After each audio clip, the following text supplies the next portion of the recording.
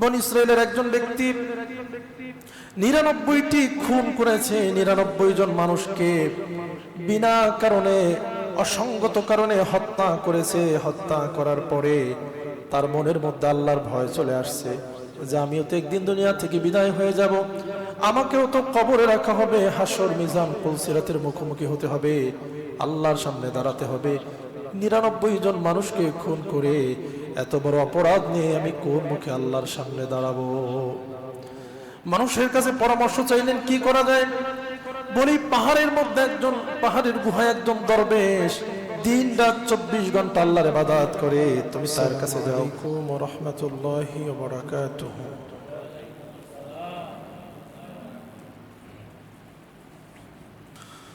ইন্নাল হামদালিল্লাহ আলহামদুলিল্লাহি নাহমাদুহু ওয়া নাস্তাঈনুহু ওয়া নাস্তাগফির ونعوذ بالله من شرور أنفسنا ومن سيئات أعمالنا من يهد الله فلا مضل له ومن يضلله فلا هادي له ونشهد أن لا إله إلا الله وحده لا شريك له ونشهد أن سيدنا وحبيبنا ومولانا محمدا عبده ورسوله صلى الله تعالى عليه وعلى آله وصحابه وبارك وسلم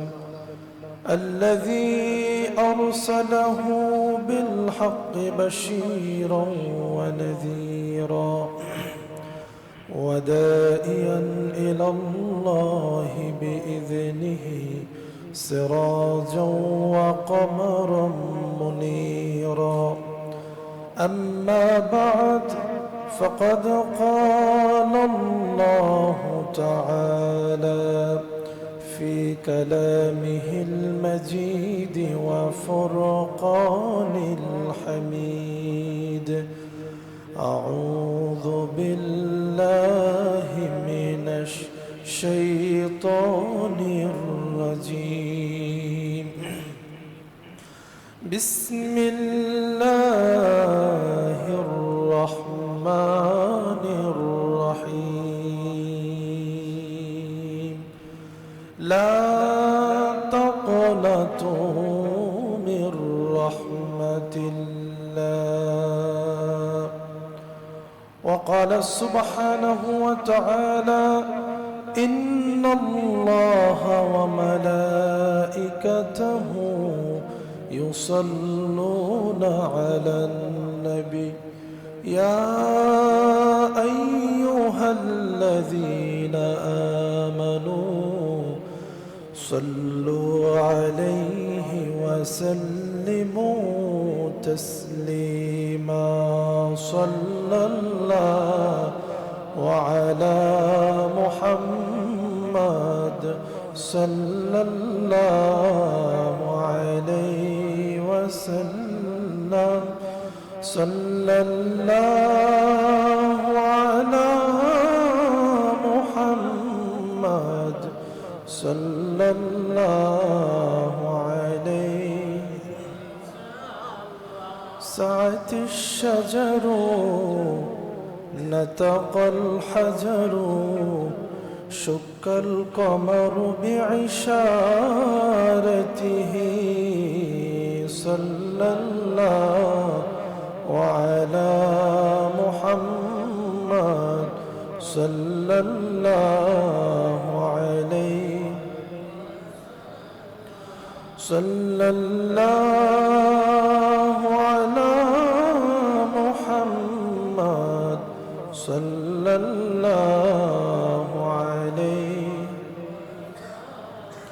بلغ العلا بكماله كشف الدجى بجماله حسنت جميع خصاله صلوا عليه وآله اللهم صل وسلم وبارك عليه।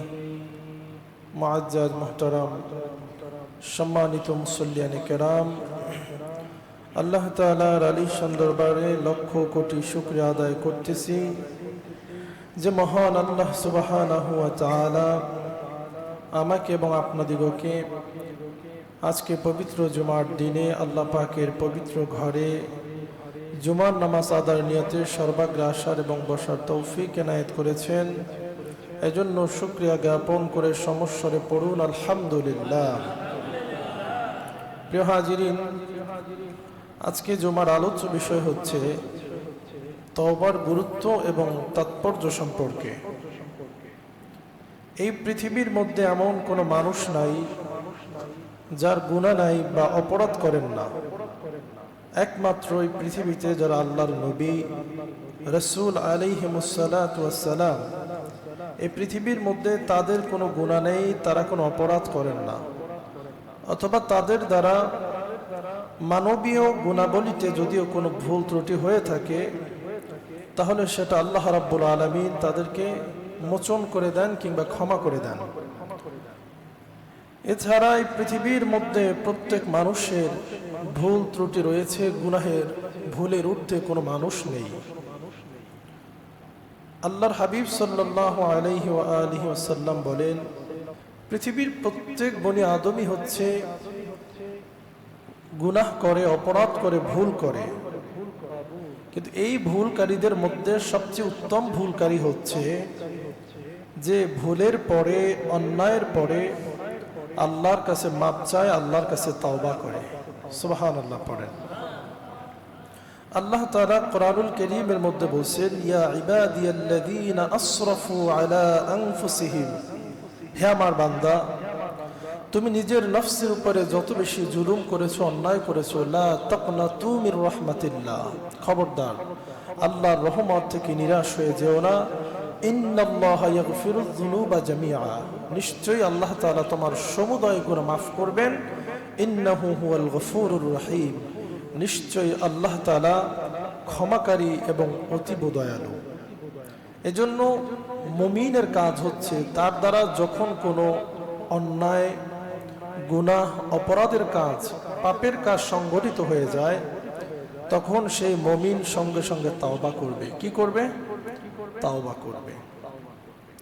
এই তাওবাকারীকে আল্লাহ তাআলা এত বেশি পছন্দ করেন যে আল্লাহ তাআলা তিনি অপেক্ষা করেন যে বান্দা ভুল করে কখন তিনি ক্ষমা চাইবে।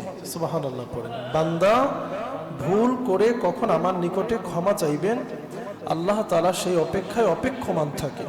তবে তাওবা এটা কোনো হাসি ঠাট্টা তামাশার বিষয় নয় যে মন চাইলো আপনি অপরাধ করলেন, আবার আস্তাগফিরুল্লাহ পড়লেন 2-4 বার, আবার মন চাইলো অপরাধ করলেন, আবার আস্তাগফিরুল্লাহ পড়লেন, এর নাম কিন্তু তাওবা নয়। তাওবা হচ্ছে আল আযম বিল জজম, অর্থাৎ এমন একটি গুনাহ করেছেন, গুনার পরে আপনি বুঝতে পেরেছেন আমি একটা অন্যায় করেছি, পাপের কাজ করেছি, এরপরে আপনি আল্লাহ রাব্বুল আলামিনের কাছে এমন ভাবে মাপ চাইবেন, নত স্বীকার হবেন, লজ্জিত হবেন, নিজেকে অপমান বোধ করে চোখের পানি ফেলে রব্বে করিমের দরবারে মাপ চাইবেন যে আল্লাহ আমি তো আপনার বান্দা, আপনি কোনো কিছু আমার জন্য কমতি রাখেন নাই, কিন্তু আমি তো মস্ত বড় অপরাধ করেছি, গুনাহের কাজ করেছি, আল্লাহ আমি আর জীবনে করব না, আপনি আমাকে মাফ করে দেন, আপনি আমাকে মাফ করে দেন। তো এই ব্যক্তির ব্যাপারে বলা হয়েছে যে এই রকম মাপ যদি কোনো ব্যক্তি চাইতে পারে, হযরত আব্দুল্লাহ ইবনে ওমর বলেন, তাওবা তুমি ওইভাবে করবা যেমনি ভাবে গরুর ওলান থেকে, উটের ওলান থেকে দুগ্ধ দহন করা হয়, দহন করার পরে এই দহনকৃত দুগ্ধ কোনোভাবে আর উটের ওলানের মধ্যে ফিরাইয়া দেওয়া যায় না। এমনি ভাবে গুনাহ করবা, গুনাহ করার পরে তাওবা এমন ভাবে করবা যেন জীবন চলে যাবে, কিন্তু ওই দহনকৃত দুগ্ধ যেভাবে ওলানে ফিরাইয়া দেওয়া যায় না, তেমনি ভাবে জীবন চলে গেলেও তওবাকারী ওই গুনাহের দিকে আর ফিরে যেতে পারে না। এরকম তওবা যদি করতে পারেন, আল্লাহ তাআলা আপনার পিছনের সমস্ত জিন্দেগীর গুনাহ মাফ করে দিবে। কেমন তওবা? তওবা করছেন, জীবন চলে যাবে, যেই গুনাহ থেকে তওবা করছেন ওই গুনার দিকে আর ফিরে যাওয়া যাবে না। আল্লাহ পাক বলেন, ইয়া আইয়ুহাল্লাযীনা আমানু তুবু ইলাল্লাহি তাওবাতান নাসুহা। আল্লাহ তাআলা বলেন, হে ঈমানদারেরা, তোমরা আল্লাহর নিকটে ক্ষমা চাও, তওবা করো। তাওবাতুন নাসুহা অর্থাৎ জীবন চলে যাবে, কিন্তু এমন তওবা করবা কোনোদিন ওই তওবা ভঙ্গ করে আর গুনার দিকে ফিরবা না। মানে সকালে তওবা করলা, আবার বিকালে গুনাহ করলা, আবার সন্ধ্যাবেলায় তওবা ভঙ্গ করলা, গুনাহ করলা, আবার সকালে তওবা করলা। আল্লাহ বলছেন যে না, এইভাবে তওবা আল্লাহ করতে বলে নাই, তাওবাতান নাসুহা।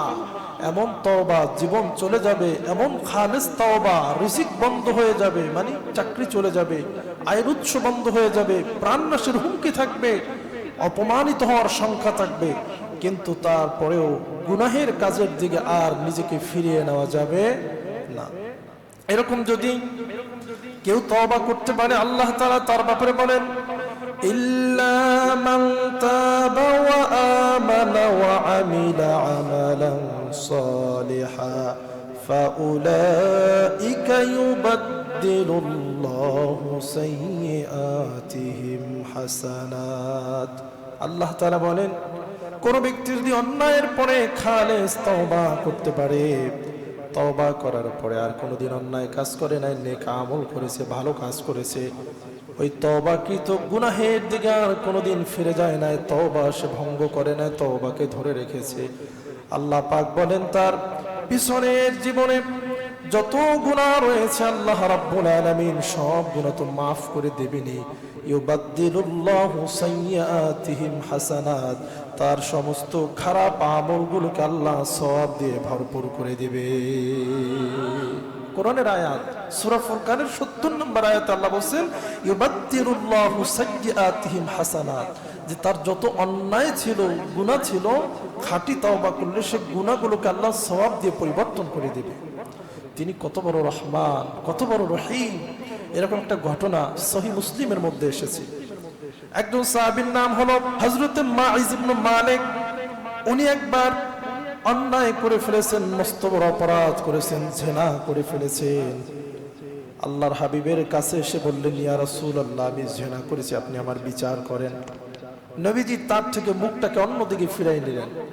মাইজ ইবনে মালিক আবার আল্লাহর হাবিবের দরবারে এসে বললেন, হুজুর, আমি জিনা করেছি, অপরাধ করেছি, আপনি আমার বিচার করেন। নবী আবার মুখটাকে ফিরাই নিলেন। এইবার মাইজ ইবনে মালিক আবার এসে বললেন, আল্লাহর হাবিব, আমি জেনে শুনে সজ্ঞানে স্বেচ্ছায় সত্য বলেছি, আমি জিনার মতো মহা অপরাধ করে ফেলেছি, পরকালে আল্লাহর এই কঠিন শাস্তি আমি সহ্য করতে পারবো না, দুনিয়ার মধ্যে আপনি আমার ফয়সালা করে দেন। নবীজি বলছে যে তুমি ফিরে যাও, গোপনে আল্লাহর কাছে মাপ চাও, হয়তো আল্লাহ তোমাকে মাফ করে দিতে পারে, কিন্তু তুমি আমাকে যদি বলো আমি তো সাক্ষী হয়ে যাব। আর যখন চারজন জেনাহের কথা সাক্ষ্য দিবে তখন তো বিচার করতে হবে, সেখানে তুমি নিজে এসে স্বীকৃতি দিচ্ছ। আল্লাহর হাবিব সাহাবীদেরকে ডেকে বললেন, এ সাহাবীরা, এ মাইজ ইবনে মালিক কি পাগল নাকি? বলে যে না ইয়া রাসূলুল্লাহ, সে সুস্থ, জ্ঞানবান। আল্লাহর হাবিব বললেন, মাইজ ইবনে মালিক কি তিনি মাদকাসক্ত নাকি, মদ্যপান করেছে নাকি? সাহাবায়ে কেরাম বললেন, হুজুর, মাইজ ইবনে মালিক সে কোনো মদ্যপান করে নাই, সে মাদকাসক্ত নয়। আল্লাহর হাবিব বললেন, তাহলে সে কোনো পাগল বা মানসিক রোগী? বলে তাও না। তাহলে সেই যে কথা বলতেছে যে সে জিনা করেছে, এটা কি সত্য? সাহাবায়ে কেরামের মধ্যে কেউ কেউ স্বীকৃতি দিলেন, হুজুর, আপনার সাহাবী মাইজ ইবনে মালিক তিনি যে কথা বলছেন, স্বীকৃতি দিয়েছেন, এটা সত্য। আল্লাহর হাবিব তারা আবার ডাকলেন, মাইজ ইবনে মালিক, আমি তো তুমি বারবার বলার পরে মুখ ফিরিয়ে নিচ্ছি, আমি চাচ্ছি যে তুমি গিয়ে গোপনে তওবা করো, আল্লাহ মাফ করবে, কিন্তু তুমি বারবার কেন আসছো? চোখের পানি ছেড়ে দিয়েছে। হুজুর, আমি তওবাতুন নসুহা করে ফেলেছি, আল্লাহর কাছে খালেস তওবা করে আপনার কাছে এসেছি, কিন্তু আমি অপরাধ করেছি, এত বড় অপরাধ, আমার মন কিছুতেই মানছে না, পরকালে আমি আল্লাহর কঠিন আযাব কেমনে সহ্য করব, এজন্য আমি আপনার কাছে আসছি, আপনি দুনিয়াতে আমার বিচার করে দেন, যাতে পরকালে আমার প্রতি আল্লাহ তাআলা আর কোনো শাস্তি প্রয়োগ না করে।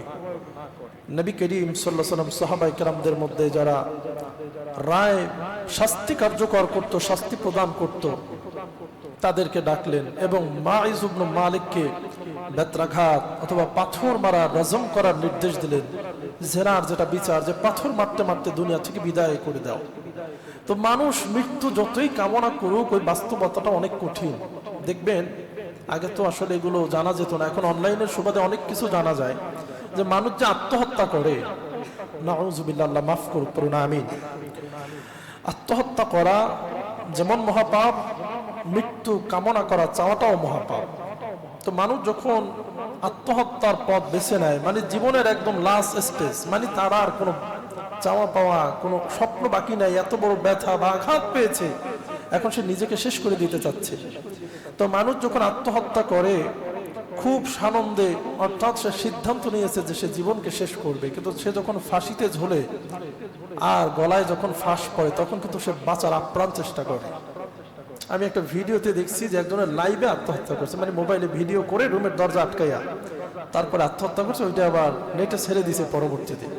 তো ওই লোক যখন একটা টুলের উপরে দাঁড়ায়, যেভাবে হোক গলায় যখন সে রশি বা কাপড় দিয়ে ফাঁস দিল, ফাঁস দিয়ে পা থেকে টুলটা যখন সরাই দিল, আর যখন কাপড়ের ফাঁসটা গলায় পড়ে দম বন্ধ হয়ে গেল, তখন বাঁচার জন্য সে সর্বোচ্চ প্রচেষ্টা করেছে, হাত পা নাড়াচাড়া, ওইটা বারবার উপরের ওই রশিটাকে ধরা।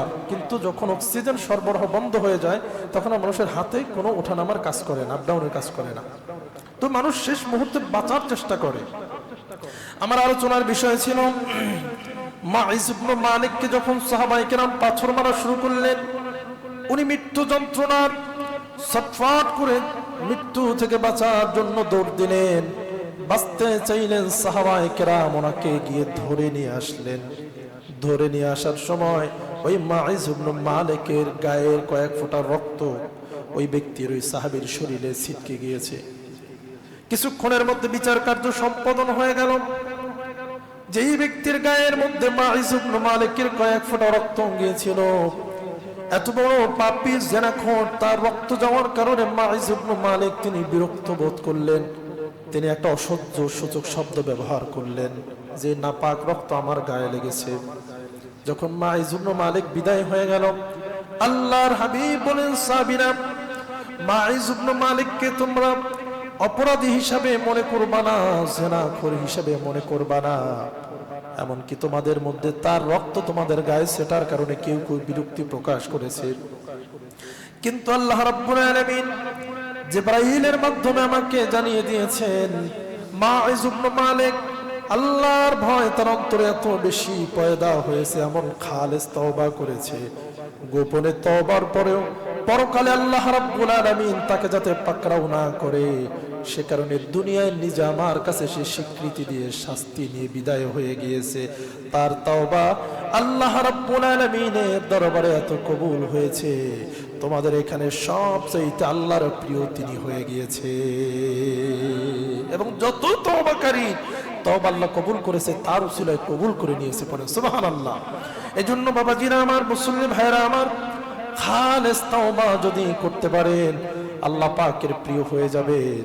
আর পিছনের গুনাহগুলো আল্লাহ মাফ তো করবেনই, বরং গুনাহগুলোর সওয়াব দিয়ে বদলাই দিবেন। কিন্তু শর্ত হচ্ছে এমন ভাবে তওবা করতে হবে, ওই তওবা আর কোনোভাবে ভঙ্গ করা যাবে, ওই তওবাকারী আর কোনোদিন গুনাহের দিকে ফিরে যেতে পারবে না। তবে অনিচ্ছাকৃত যদি আবার সে অপরাধ হয়ে যায়, তাহলে আল্লাহর কাছে আবার তওবা করবে, হয়তো আশা করা যায় আল্লাহ আবার মাফ করবে। কিন্তু সে গুনাহ করবে, তওবা করবে, আবার ইচ্ছা করে গুনাহ করবে, আল্লাহ পাক এমন ব্যক্তিকে মাফ করবেন না। সে ব্যক্তির ব্যাপারে আল্লাহ বলছেন, ইন্নাল্লাযীনা আমানু সুম্মা কাফারু সুম্মা আমানু সুম্মা কাফারু সুম্মা যাদাদু কুফরা।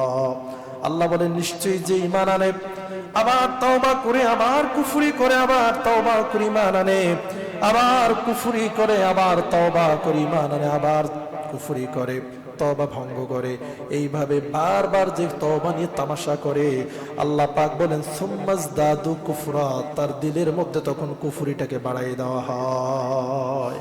এজন্য তওবা এটা কোনো চারটিখানি কথা না, খেল তামাশার বিষয় না।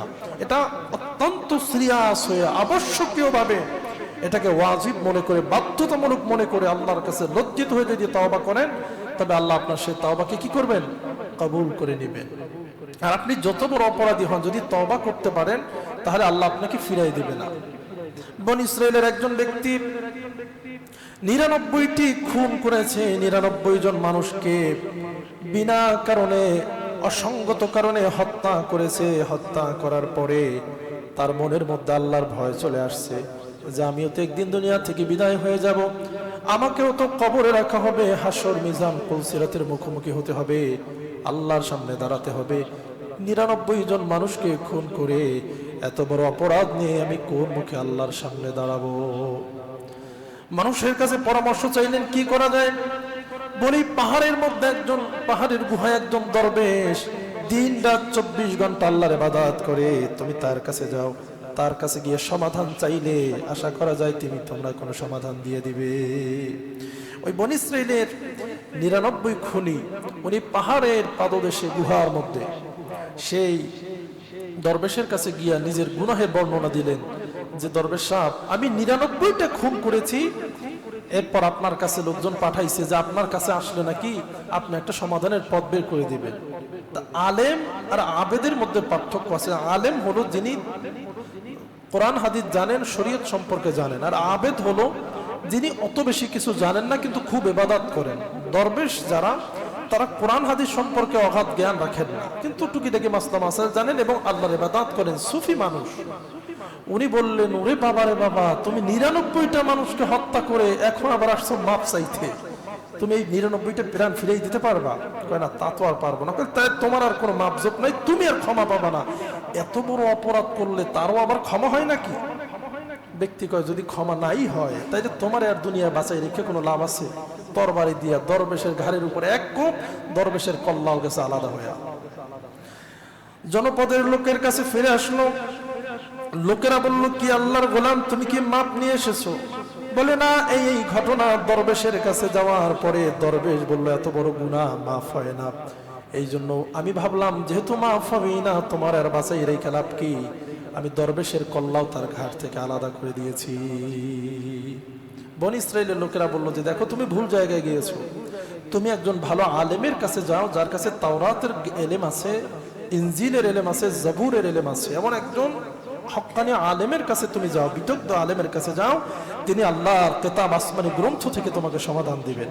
উনি বলছে যে হ্যাঁ, এটা একটা যুক্তিসঙ্গত কথা।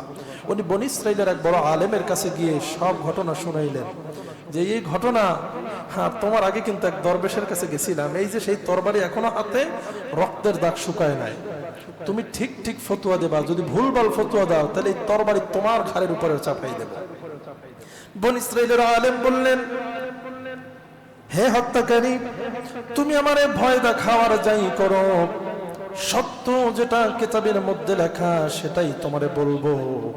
তবে তোমার জন্য বড় সুসংবাদ হলো, তুমি আর কি গুনাহ করেছো, তোমার চেয়ে বড় গুনাহগারকে আল্লাহ মাফ করে দেয়।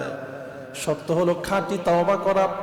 তোমার জন্য তওবার 2টি শর্ত রয়েছে, এই 2টি শর্ত যদি পূরণ করতে পারো আল্লাহ তোমারেও মাফ করে দিবে। কি শর্ত? 1 নম্বর শর্ত হচ্ছে খাঁটি তওবা করতে হবে, কোনোদিন আর মানুষ হত্যা করতে পারবে না, গুনাহ করতে পারবে না।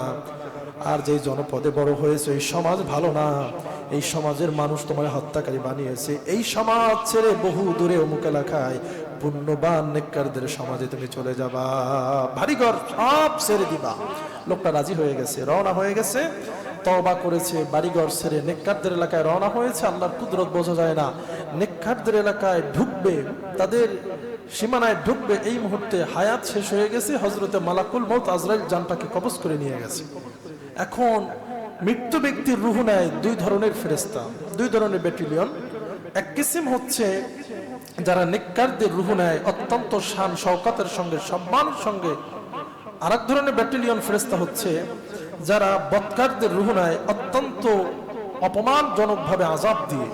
এখন এই 2 ধরনের ফেরেশতা এসে ওই ব্যক্তির রূহ নিয়ে টানাটানি করতেছে। নেককারদের রূহ যে ফেরেশতারা নেয় তারা চাচ্ছে যে সে তওবা করেছে, তাকে আমরা এই লীনের মধ্যে নিয়ে যাব, শান্তিময় জায়গায় নিয়ে যাব।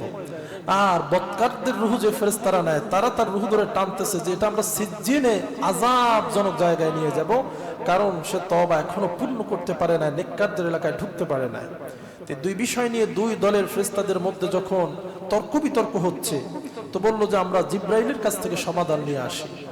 জিব্রাইলের কাছে যখন উপস্থাপন করা হলো, তিনি বললেন অপেক্ষা করো, আমি আল্লাহর দরবার থেকে সমাধান নিয়ে আসি। আল্লাহর কাছে যখন জিব্রাইল আরজি পেশ করলেন, এইবার আল্লাহ রাব্বুল আলামিন বলবেন, জিব্রাইল রে, দুই এলাকা মাপো, যেই এলাকা ওনার নিকটবর্তী হবে সেই দলের গণ্য হয়ে যাবে। যদি উনি যেখানে মৃত্যুবরণ করছে নেককারদের নিকটবর্তী হয়, নেককারদের কাতারে গণ্য হবে, আর যদি বদকারদের নিকটবর্তী হয় বদকারদের কাতারে শামিল হয়ে যাবে। এইবার যখন মাপ দিল, মাপ দেওয়ার সময় দেখা গেল বদকারদের এলাকার কাছে, নেককারদের এলাকায় এখনো প্রবেশ করতে কিছু জায়গা বাকি আছে। আল্লাহ রাব্বুল আলামিন জিবরাইলকে বললেন, নেককারদের এলাকার রাস্তা খাটো বানাইয়া বদকারদের রাস্তাকে দূর করে দাও, দূরবর্তী বানাইয়া দাও। এইবার যখন মাপ দিল, দেখে নেককারদের এলাকা কাছে, আল্লাহ পাক তাকে মাফ করে জান্নাত দিয়ে দিলেন। দেখেন আল্লাহ তাআলা কত বড় দয়ালু, তিনি কত বড় ক্ষমাশীল, যে বান্দাকে তিনি ক্ষমা করার জন্য অপেক্ষা করতেছে, যে বান্দা কখন আমার কাছে মাফ চাইবে আমি তার গুনাহকে মাফ করে দেব।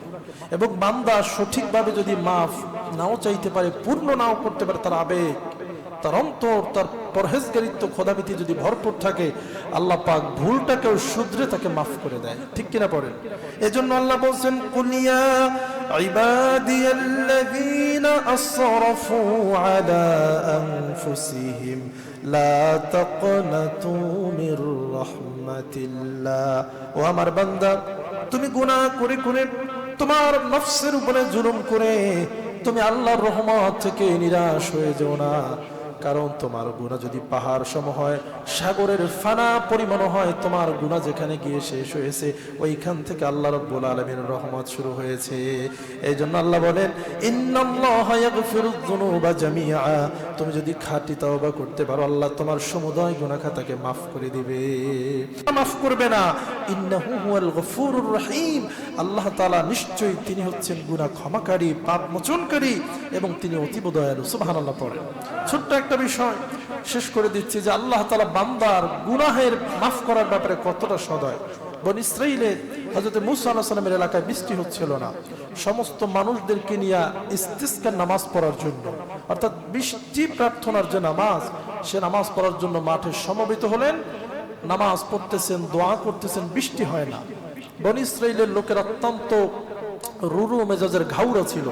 তরবারি বের করে বলল, মূসা, যদি তোমার দোয়া কবুল না হয় তোমার ঘাট থেকে মাথা আলাদা করে দিব। হযরত মূসা নবী তিনবার দোয়া করলেন, বৃষ্টি হয় না। এইবার সিজদায় পড়ে বললেন, রব্বুল আলামিন, আমারে আর লজ্জিত করো না, লজ্জা দিও না, এইবার বৃষ্টি দাও। আল্লাহ বলেন, মূসা রে, এমন একজন মহাপাপী গুনাহগার ওখানে রয়েছে, যিনি আল্লাহর হক নষ্ট করে, বান্দার হক নষ্ট করে, মা বাবারেও কষ্ট দেয়। এই ব্যক্তি যতক্ষণ পর্যন্ত ওই দোয়ায় শামিল হবে, কারো দোয়া আমি আল্লাহ কবুল করব না। এইবার মূসা নবী সিজদা থেকে মাথা উঠেই বলে, এখানে এমন একজন ব্যক্তি আছে যিনি জেনাখোর, সুদখোর, হত্যাকারী, সব ধরনের অন্যায় করছে। আল্লাহ তাআলা তার জন্য কারো দোয়া কবুল করে না। সে যদি নিজের ইচ্ছায় ময়দান থেকে বের হয়ে না যায়, তাহলে আমি তার নাম পরিচয় প্রকাশ করে ঘাড় ধাক্কা দিয়ে অপমান করে এখান থেকে বের করে দেব। ওই ব্যক্তি চিন্তা করলেন, আমি সম্মানিত মানুষ, আমার গুনাহগার তো আমি, কারণ নিজের গুনাহ সম্পর্কে নিজে জানি কিনা, যতই ভালো সাজি নিজের অন্যায় কিন্তু নিজে জানি। ওই ব্যক্তি চোখের পানি ছেড়ে দিল, আল্লাহ তুমি আমাকে বেজ্জত করো না। উনি ওখানে দাঁড়িয়ে ওই স্থানে খালেস তাওবা করলেন, আল্লাহ জীবনে কোনোদিন আর গুনাহ করব না, অন্যায় করব না। মানুষের যত অন্যায় ভাবে সম্পদ আত্মসাৎ করেছে আমি সেগুলোও ফিরাই দেব, মা বাবার কাছে মাপ চাইবো, তুমি আমাকে মাফ করে দাও, বেজ্জতি করো না। সঙ্গে সঙ্গে বৃষ্টি হয়ে গেল। মূসা নবী লজ্জিত হয়ে গেলেন। রব্বুল আলামিন, এইমাত্রই তুমি বললা এমন একজন গুনাহগার আছে, এর চেয়ে বড় গুনাহগার আর কেউ নাই, তার কারণে তুমি কারো দোয়া কবুল করো না। এই কথা বলা মাত্রই কিছুক্ষণের মধ্যে বৃষ্টি দিলা, কোনো লোক তো আমাদের মধ্য থেকে বের হলো না। আল্লাহ রাব্বুল আলামিন বলে, মূসা রে, তুমি যখন গুনাহগারের ব্যাপারে সতর্ক বাণী দিয়েছো, গুনাহগার লজ্জিত হয়ে আমার কাছে মাপ চেয়েছে, তওবা করেছে, আমি তারে তওবা করে বৃষ্টি দান করেছি। মূসা কয়, রব্বুল আলামিন, কোনো সমস্যা নাই, তুমি শুধু ওই পাপী ব্যক্তির নামটা আমার একটু জানায়া দাও। আল্লাহ বলল, মূসা রে, বান্দা অপরাধ করেছে, আমার সঙ্গে মাপ চেয়েছে আমার কাছে। বান্দা আর আমার সম্পর্ক, বান্দার গুনাহ থাকা অবস্থায় আমি বান্দার পরিচয় তোমার কাছে দেই নাই। এখন বান্দা তওবা করে খাঁটি মুমিন হয়ে গেছে, এখন এখন বান্দার পরিচয় দেওয়ার তো কোনো সুযোগ নাই। আমি আমার বান্দাকে লজ্জিত করতে চাই না। এতক্ষণ তিনি পাপী ছিলেন, পাপী থাকা অবস্থায় তার নামটা তোমারে বলি নাই, আর এখন তো সে তওবা করে মাপ চেয়ে খালেস মুমিন হয়ে গেছে। এখন আমি কেমনে তার পরিচয় দিয়ে তারে লজ্জিত করি? অতএব গুনাহগার গুনাহ চাইতে দেরি, খালেদ যদি গুনাহ চাইতে পারে আল্লাহ সঙ্গে সঙ্গে মাফ করে দেয়। এই জন্য আমরা অপরাধী যারা গুনাহ করেছি, অন্যায় করেছি, হতাশ হওয়া যাবে না, নিরাশ হওয়া যাবে না। গুনাহের দরজা এখনো খোলা, তাওবার দরজা এখনো খোলা রয়েছে। আসুন গুনাহ থেকে আল্লাহর কাছে খালেস তাওবা করি, মৃত্যু আসার পূর্বে খাঁটি মুসলমান হয়ে যায়। আর যদি মৃত্যুর সামনে এসে যায়, রুহু গড়গড়া পর্যন্ত চলে আসে, তখন আর তাওবা করেও কোনো কাজ হবে না। এজন্য সুযোগ থাকে তওবা করি। আশা করা যায় আল্লাহ তাআলা আমাদের সমুদয় গুনাহকে মাফ করবেন। আল্লাহ তাআলা তার প্রিয় ভাজন তাওবাকারী বান্দাদের সঙ্গে আমাদেরকেও কবুল করুক, বেশি বেশি তাওবা করার তৌফিক দান করুক। আমিন। ওয়া আখিরু দাওয়ানা আলহামদুলিল্লাহি রাব্বিল আলামিন। আসসালামু আলাইকুম ওয়া রাহমাতুল্লাহ। যারা কাবলা জুমা পড়েন নাই, মেহেরবানি করে 4